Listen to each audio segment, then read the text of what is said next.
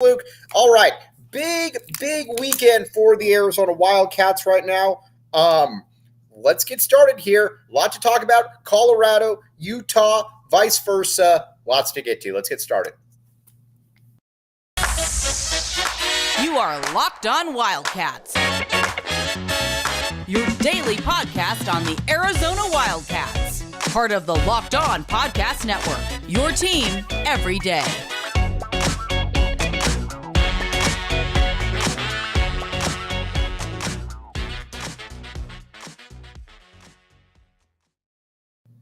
Happy Monday, Wildcat fans. And again, thanks for keeping it locked on Wildcats. Arizona takes care of business against the Mountain Schools.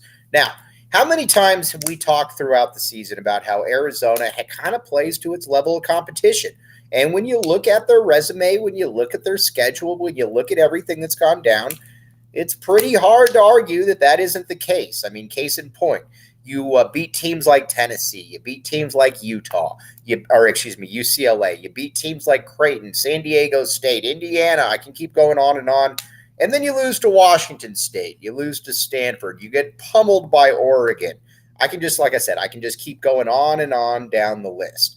But Arizona hopefully has eradicated some of that. The game against Utah, I think, was the first one, because keep in mind, in Thursday's game against Utah beat Arizona in Salt Lake City and looked very, very good in the process. Meanwhile, Arizona struggled. Arizona struggled in a big way. And it was pretty much across the board. Now, if I were to tell you that if Arizona playing in McHale against Utah and Azuolas Tubelis did not play well, you'd probably think to yourself, oh, gosh, man, going to be another nail biter. It wasn't. Arizona took care of business, and that was what you needed. Performances across the board. Kirk Kriisa had a magnificent game. Courtney Ramey had another big game. Cedric Henderson, again, Pelle Larsson, Swedish pinball, did his thing as well. There was a lot to like. From this game, from this season, to be honest with you. But Arizona, though, took care of business, and they did it again without Azuolas Tubelis, which is, I think, something that we can't really overstate or understate, to be honest with you, because keep in mind, this has been Arizona's best player. He's in a little bit of a tailspin right now, not playing great basketball, and I think for a team that so many people thought as being reliant on Azuolas Tubelis, you needed to have somebody that could step in and take advantage or take charge, I guess, when people weren't playing well, and that's exactly what happened here with the University of Arizona. Now, let's talk a little bit now about Colorado. Colorado comes in, and everybody knows there's a background, there's a little bit of a chippiness factor when it comes to Colorado, when it comes to Arizona. Now, granted, a lot of this chippiness factor is because of Sean Miller. Tad Boyle doesn't like Sean Miller. I'm assuming the feeling is mutual, and vice versa. So that's certainly something that Arizona fans, I think, are aware of. I don't think that anybody is really that surprised by it. But still, at the end of the day, Arizona, it's a new era. Arizona, though, against Colorado, totally different than what we've seen before. Arizona against Colorado Colorado came in there and basically limited Azuolas Tubelis again. But what's very, very nice about all of this, though, is that, yes, while they limited Azuolas Tubelis to a certain degree, I get that, they also brought out some of the best in other Arizona players there. And by bringing out some of the best in other Arizona players there, I'm talking about guys like Ouma Ballo. Now, Ouma Ballo came into this game, again, not playing the Maui dominant Ouma Ballo that I think we've seen and become accustomed to in the past, but, more of a little bit of an up and down type situation where, you're kind of wondering, all right, what game are you going to get out of Ouma today? What's that deal going to be? Ouma Ballo answered everything in outstanding protocol right there. 18 points, 16 rebounds. When you're Azuolas Tubelis, when you're Ouma Ballo, That's what you need. That's what Arizona needs. Because keep in mind, and this isn't meant as a slight to Ouma, because I love Ouma. Probably my favorite player on the team. But outside of maybe said Henderson. But with Azuolas Tubelis, though, struggling, and Azuolas relies on a little bit more skill. And I'm not saying that Ballo doesn't have skill. It's not what I'm saying. But he relies on a little bit more, I think, of just brute force. Getting in there, pushing people around, and scoring. That should be something that travels pretty well, if we're being honest. That should be something that, if you're a basketball player, you should be able to kind of step in there and, be able to make that one happen, for lack of a better term. And he did that, and he did that in a big way. Hopefully, this is a little bit of an eye-opener, too, to Azuolas.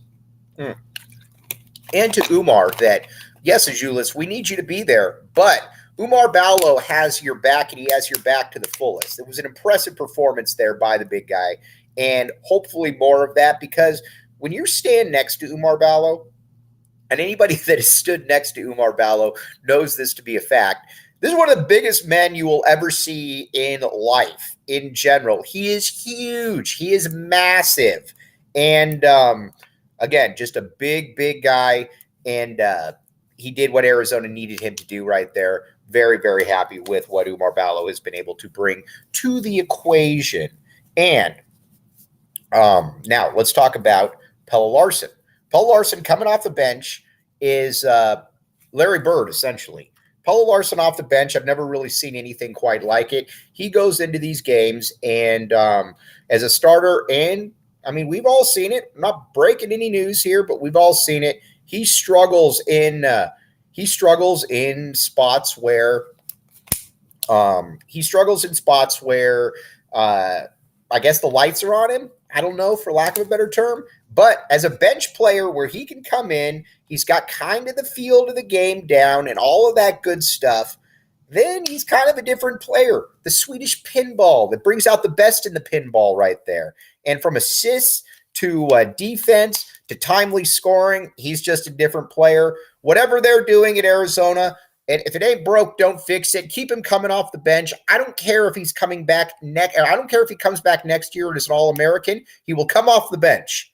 That is for his self-preservation, and that is for all of our self-preservations as well. But again, very, very impressed by what I've seen from Mr. Pelle Larsson. And then, got to talk about our guy Cedric Henderson Jr.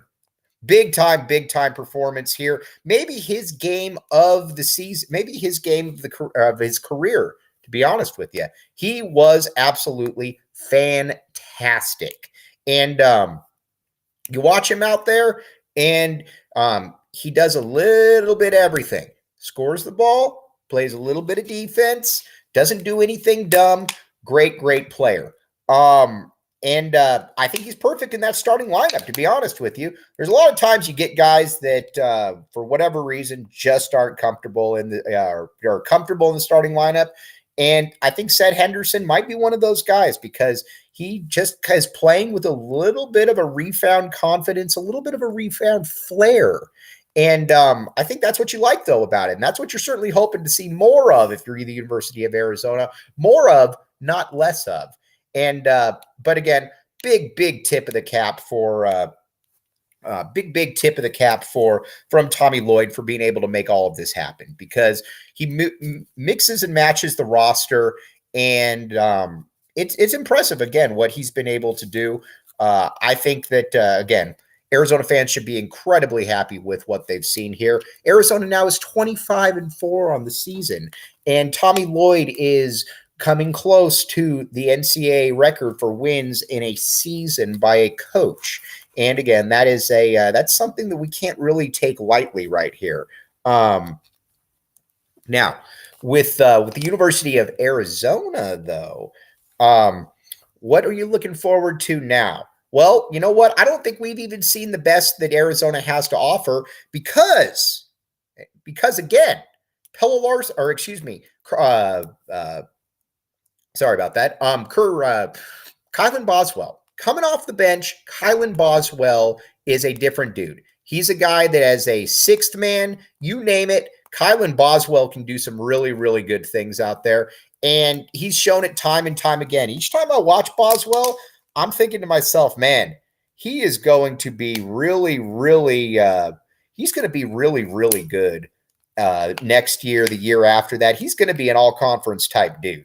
Again, the you got to remember, though, that it's going to take a little bit of time. But Tommy Lloyd, generally, when he makes his player proclamations, he's turned out to be right. And when he's made his player proclamations, not only has he turned out to be right, he's turned out to be right in astounding actuality. Christian Coloco, for example, previous year. Remember, he said Christian Coloco, he thought could be in contention for the conference defensive player of the year. And lo and behold, he ran away with that. Talked about last year's team, and he said, I know what good teams look like. This is a good team. And Arizona wasn't ranked. Christian Coloco wasn't on any radar, anything like that. But you know what? He was still able to make things happen.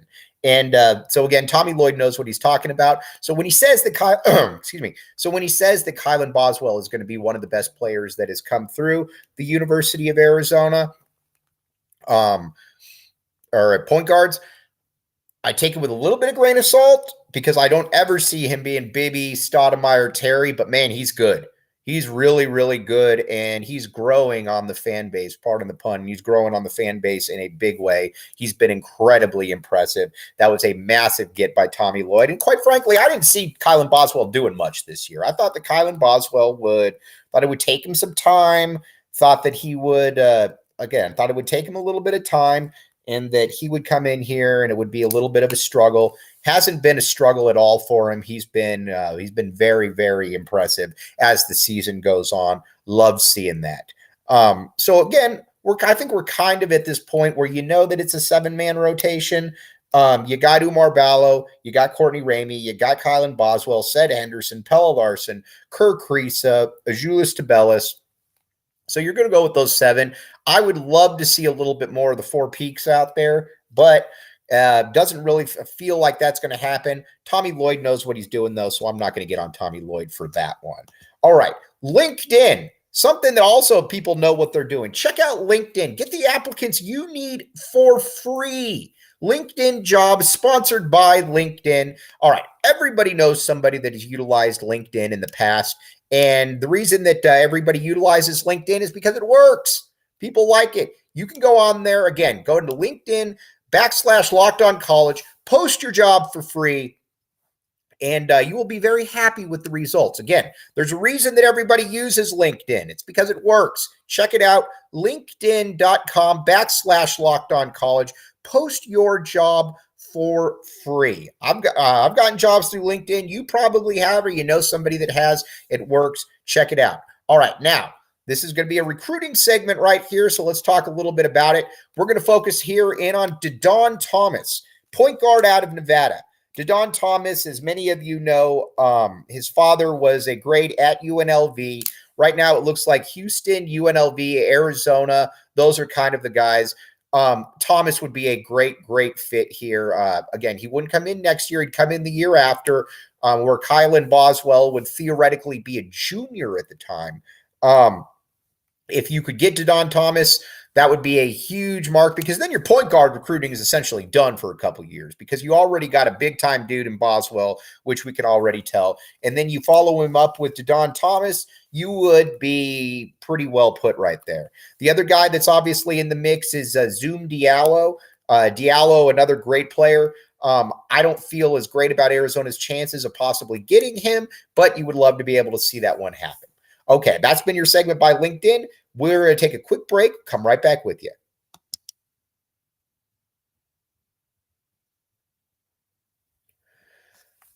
Thanks for keeping it locked on Wildcats. I am your host, Mike Luke. All right, now we're going to talk a little bit more about this team and what we saw this past weekend. Now, I'm going to bring this up again because I think for so many people that you feel like Azuolas Tubelis is, if Arizona doesn't have Azuolas Tubelis, then they're going to be in a lot of trouble.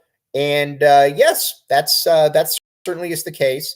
But this has been a situation though where other guys have stepped up. That wasn't happening earlier in the season. And not only was it not happening earlier in the season, everybody just kind of looked lost when it was. Everybody just kind of looked lost, to be honest with you, and that's changed. A big reason why is I think players are falling into their roles. You feel very comfortable that Ballo, that Courtney Ramey kind of knows where he's at this point. The assist numbers are off the charts right now for these guys. That means that they're playing really good ball together, obviously. And that, again, is a big kudos to Tommy Lloyd, because he knows how to mix and match things, and he's not one of these guys who's absolutely stubborn to, well, I've got to do this, I've got to do that, because, XYZ. Doesn't do any of that. He goes with what makes his lineup work the best, and he's done that so far. Again, there's been a lot of tinkering this year. Kirk Ariza obviously playing point, but at the same time, Courtney Ramey is also starting to initiate more of the offense. Tommy Lloyd brought, as we talked about earlier, brought Pelle Larsson off the bench. That has worked, and he's tightened up the rotation, but he's still giving the Peaks some minutes, though, when he sees fit for the Peaks to get some minutes. So, again, this is a guy who's a next-level coach. This is a guy who's a next-level strategist overall. Very impressed, though, by Tommy Lloyd. We're obviously very lucky to have him here in Tucson. Now, let's talk about here. We're going to talk about this a little bit tomorrow, too. But let's also talk about where Arizona is, Tommy Lloyd is in the grand scheme of things with his wins. Because he's going to become the all-time leader in wins at for a coach in his first 2 years in college basketball. That is a heck of an accomplishment. And again, I think that people know about it, but for whatever reason, it doesn't feel like we're talking as much about it as we should be. Because you look at the names on there, I mean, these are some pretty storied programs that we're talking about right now, and they are, honestly, they are at the top. And Lloyd actually could smash this record. Not only is he going to break it, he could beat this record by 5 or 6 games. That's just how good he has been. And, it's been remarkable. Now, listen, he was handed a lot of talent. I'm not going to say he wasn't. But no, Arizona hadn't won a tournament game in 5 years. They weren't preseason ranked, any of that stuff. So it's not like it was preordained that this was going to happen.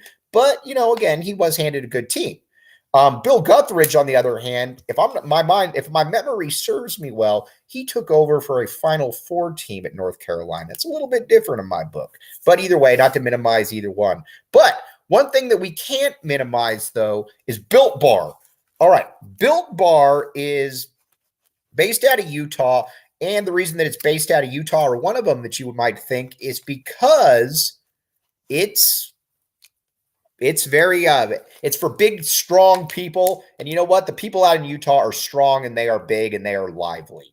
Built Bar, again, everybody's been to the gym where you're like, I don't really want to go to the gym because then after the workout, I'm going to eat something gross. Built Bar takes advantage of that. Built Bar says you do not need to worry about that. Built Bar will bring in high protein, good taste. Again, you can check it out at your local GNCs. Built Bar, check it out. All right, we'll be right back with you. You are listening to Locked On Wildcats.